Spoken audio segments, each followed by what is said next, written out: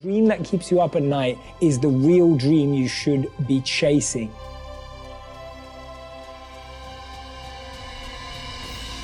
So there's good news and there's bad news. The bad news is time flies. The good news is you're the pilot. Research today shows that 73% of us feel like we struggle with procrastination. How many of you feel that you're constantly overthinking the smallest things in your week? How many of you feel like you procrastinate about the slightly bigger decisions?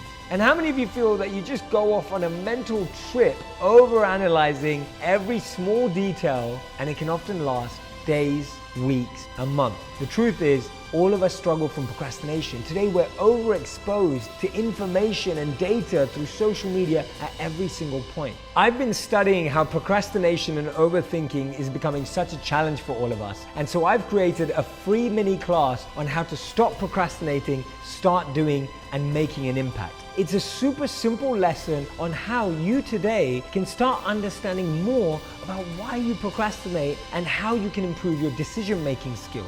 You need to make sure, if you want to be successful, that you are not lazy. You're actually going to need to be one of the hardest working individuals that other people know, see, and hear about. You're going to want to make sure that you are notorious for being so hardworking and so focused on any task, no matter how big or how small it may be. But just as long as other people know that you are that person that's going to work hard until they get the results that they want. Now, yes, you are going to fail and it's going to be tough and challenging, but when you fail, you need to figure out a way to get back up and decide to continue challenging yourself to grow and to learn and to mature in ways that are not possible unless you fail. Because when you fail, it's going to be one of the worst experiences in your life, but you can turn that failure into one of the best experiences of your life and make sure that you grow and rise up to the challenge after you failed, got knocked down, kicked down, and you're struggling to get back up. As long as you get back up, that is what matters. You make sure that you get up, put your feet on the ground, and continue chasing your dream that you just failed at.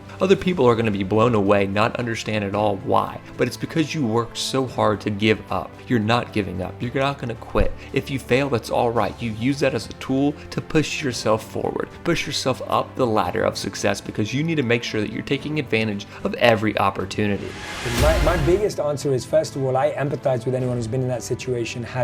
I can't ever say I've been in that situation in the same way, but I've experienced similar things in my own way. And I've seen my mum go through stuff like that. I know that my mum worked really hard to raise me and my sister while working, while running around. And I've seen my mum be that incredible powerhouse of a person. And the main thing I would say is, what you can do right now is find meaning in what you do.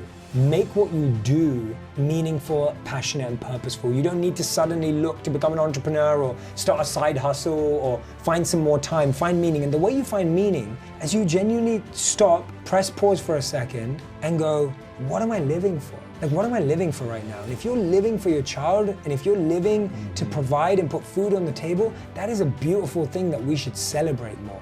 And sometimes it takes us a moment to stop and celebrate that. And so I would say find meaning, because you can't always find happiness, you can't always find positivity, but you can always find meaning. I think the two things that we're all working towards is a sense of peace and a sense of purpose. Peace is for yourself and purpose is for the world. And I think we all exist in both places. And I think where we go wrong is that we try to live life in an either or. And this was one of the most beautiful lessons that I learned as a monk, that life was about self and about service. There was no either or. It wasn't disconnected or divided. You couldn't live a life of complete selfishness and expect to be happy. That wouldn't work.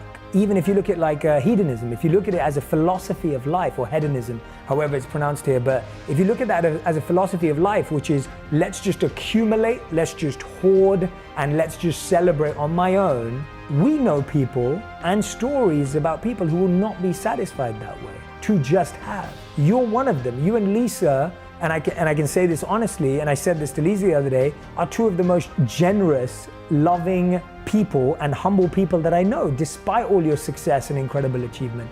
Now, it's incredible that we root for underdogs. It's incredible that we want underdogs to win. Why? Because we're used to wanting our team to win. We're used to wanting the best to win. We're used to wanting to associate ourselves with people who are successful, right? We never go, oh yeah, I know someone who plays for that really bad team. Like, we don't say that, right? We say things like, oh, I know someone who plays for that really good team. I know someone who was MVP. I know someone who's the son or the daughter of the MVP. We try and associate or link ourselves to success. And when we do that, it in turn makes us feel more successful. It's one of the reasons why when your team wins, you say, we won, right? You say, we won. But when someone asks you, oh, how did your team do? And if they lost that day, you say, they lost. You rarely say, we lost. It's incredible how psychologically we distance ourselves from failure and we closen or liken ourselves to success. But the exception to that rule is the underdog. We all get excited by underdogs. We all get motivated by underdogs. We feel completely enamored by the story of the underdog. Thank you all so much for watching this video. If you haven't already, please go ahead and like the video, subscribe to the channel if you're new, and let us know what you thought down in the comment section down below.